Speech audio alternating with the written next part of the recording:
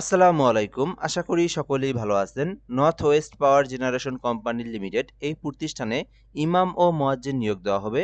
তো যারা ইমাম ও মুয়াজ্জিন পেশায় যারা নিযুক্ত বা যারা নিযুক্ত হতে চান, তারা কিন্তু এই সার্কুলারটা দেখতে পারেন। এখানে কিন্তু মোটামুটি অনেক কয়জনকে নিয়োগ দেওয়া হবে। ৩ জন ইমাম, ৩ জন মুয়াজ্জিন নিয়োগ দেওয়া হবে। তো আপনারা দরখাস্তটা সুন্দরভাবে দেখবেন, সার্কুলারটা দেখবেন। তারপরে কিভাবে আপনারা দরখাস্তটা পাঠাবেন সেই বিষয় সম্পর্কে আজকের ভিডিওতে আমি আপনাদেরকে সুন্দর করে দেখে এবং বুঝিয়ে দেওয়ার চেষ্টা করব। তো এখানে কিন্তু একেবারে নতুন একটা নিয়োগ সার্কুলার ২০ জানুয়ারি এটা প্রকাশ করা হয়েছে। নর্থ ওয়েস্ট পাওয়ার জেনারেশন কোম্পানি লিমিটেড বাংলাদেশ বিদ্যুৎ উন্নয়ন বোর্ডের একটি প্রতিষ্ঠান। এই কোম্পানির পরিচালিত বেতন ভাতা মোতাবেক নিম্ন বর্ণিত পদে চুক্তিভিত্তিক নিয়োগের লক্ষ্যে প্রকৃত বাংলাদেশী নাগরিকদের নিকট দরখাস্তের আহ্বান করা যাচ্ছে। অর্থাৎ বাংলাদেশের যেকোনো জেলার যেকোনো কেউ আবেদন করতে পারবে এবং অবশ্যই আপনাকে এখানে কিন্তু আপনাকে অনলাইনের মাধ্যমে আবেদন করতে হবে। সম্ভবত বিষয়টা আমরা দেখব নিচের দিকে কিভাবে আবেদন করতে হবে। সো এটা কিন্তু বাংলাদেশের সকল জেলার জন্যই এবং এটি কিন্তু বাংলাদেশ বিদ্যুৎ উন্নয়ন বোর্ডের একটা প্রতিষ্ঠান। বাংলাদেশ বিদ্যুৎ উন্নয়ন বোর্ড থেকে পরিচালিত নর্থ ওয়েস্ট পাওয়ার জেনারেশন কোম্পানি লিমিটেড। তো এখানে ইমাম নিয়োগ দেওয়া হবে ১৪ গ্রেডে। তো ইমাম ১৪ গ্রেডের স্টাফ লেভেল 4 এ মূল বেতন ২৩,০০০ এ কিন্তু নিয়োগ দেওয়া হবে। ৩ টি পদ রয়েছে অর্থাৎ ৩ জন খতিব নিয়োগ দেওয়া হবে। শিক্ষাগত যোগ্যতা চাওয়া হয়েছে ২য় শ্রেণীর ফাজিল ডিগ্রি সমমান কওমি ডিগ্রি। তো আপনি যদি আলিয়া মাদ্রাসা থেকে ফাজিল পাস করেন, আপনি কিন্তু আবেদন করতে পারবেন। অথবা আপনি যদি কওমি মাদ্রাসা থেকে লেখাপড়া করেন তাহলে কিন্তু আপনি আবেদন করতে পারবেন। ২য় বিষয়ে যে বিষয়টা বলা আছে হাফিজি কোরআন ও ইলমে কিরাতের উপর স্বীকৃতি প্রতিষ্ঠান কর্তৃক সনদপ্রাপ্ত প্রার্থী অগ্রাধিকার পাবে। তো যারা হাফিজি কোরআনের যারা ট্রেনিং করেছেন এবং যাদের কিরাআতে ট্রেনিং করেছেন আরকি, এই স্বীকৃতি যাদের আছে তারা অগ্রাধিকার পাবে। তো বাকি কিন্তু সবাই আবেদন করতে পারবে। আপনি ফাজিল পাস করলেও আবেদন করতে পারবেন অথবা কওমি মাদ্রাসা থেকে লেখাপড়া করলেও আপনি আবেদন করতে পারবেন। আরবিতে কথা ও আরবিতে উপস্থিত খুতবা পাঠ, তারাবির নামাজ পড়ানো এবং ইসলামের উপর গবেষণাধর্মী প্রকাশনা অতিরিক্ত যোগ্যতা হিসেবে বিবেচিত হবে। অভিজ্ঞতা যেকোনো প্রতিষ্ঠানে অর্থাৎ যেকোনো মসজিদে ইমাম খতিব হিসাবে আরকি ৫ বছরের অভিজ্ঞতা থাকলে আপনি আবেদন করতে পারবেন। ৪৫ বছর পর্যন্ত আবেদনের সময়সীমা রয়েছে। তো এখানে যে বিষয়টা আমরা বুঝলাম যে এখানে আপনি যদি শুধুমাত্র ফাজিল পাস করেন তাহলে আবেদন করতে পারবেন অথবা কওমি মাদ্রাসা থেকে ফাজিলের সমমান লেখাপড়া করা থাকলে আপনি আবেদন করতে পারবেন। আর যেকোনো একটা প্রতিষ্ঠানে বা মানে যেকোনো একটা মসজিদে আপনার কিছুদিনের কাজের কাজ না এটা, কিছুদিন ইমাম বা খতিবের দায়িত্ব পালন করার আ যদি আপনার খতিব বা দায়িত্ব পালন করে থাকেন সেক্ষেত্রে আপনাকে অগ্রাধিকার দেওয়া হবে। এই বিষয়টা বলে দেওয়া আছে এখানে।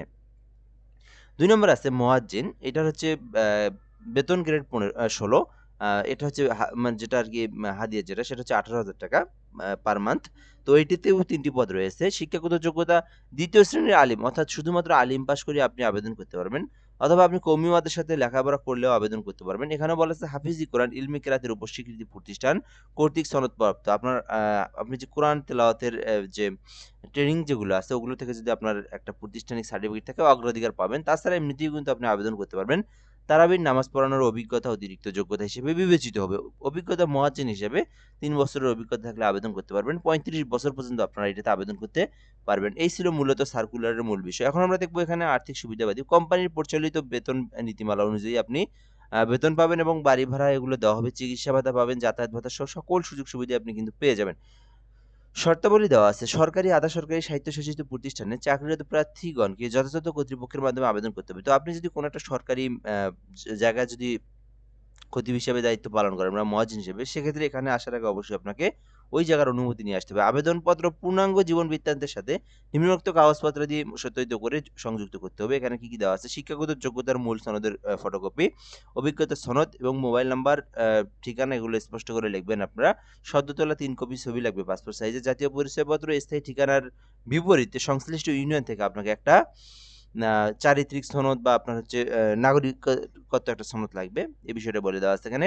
নর্থ ওয়েস্ট পাওয়ার জেনারেশন কোম্পানি লিমিটেড অনুকূলে ৳১০০ মূল্যের অফারযোগ্য পে অর্ডার। তো আপনারা জনতা ব্যাংক, সোনালী ব্যাংক, রূপালী ব্যাংকে গিয়ে ৳১০০ অনুকূলে এই যে আপনারা বলবেন নর্থ ওয়েস্ট পাওয়ার জেনারেশন কোম্পানির ৳১০০ একটা পে স্লিপ বানায় দাও। তাহলে তারা কিন্তু বানায় দিবে। তো এখানে বলা আছে প্রার্থীর আবেদনে যে সকল তথ্য দিয়ে উল্লেখ করবেন, নাম, পিতার নাম, মাতার নাম, জন্ম তারিখ এগুলো অবশ্যই আপনার লাগবে। এখান থেকে এগুলো দেখবেন পিতামাতার নাম, তারপরে জন্ম তারিখ, বয়স, শিক্ষাগত যোগ্যতা, সংশ্লিষ্ট কাজে অভিজ্ঞতা, বর্তমান ঠিকানা এবং বৈবাহিক অবস্থা, মোবাইল নাম্বার, জাতীয় ধর্ম, জাতীয় পরিচয়পত্র নম্বর এগুলো আপনারা অ্যাটাচ করে আপনারা পাঠিয়ে দিবেন।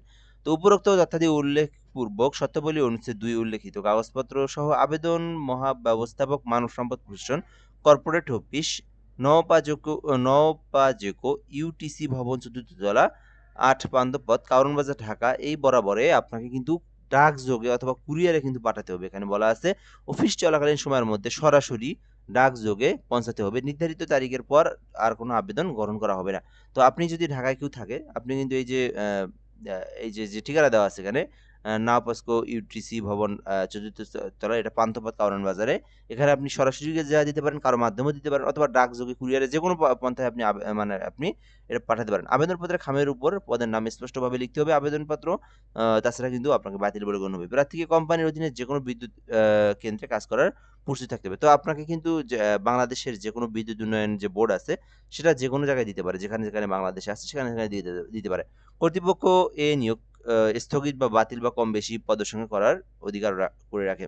তো মামুনুর রহমান মন্ডল মহাব্যবস্থাপক মানব সম্পদ প্রশাসন নর্থ ওয়েস্ট পাওয়ার জেনারেশন কোম্পানি লিমিটেড ঢাকা।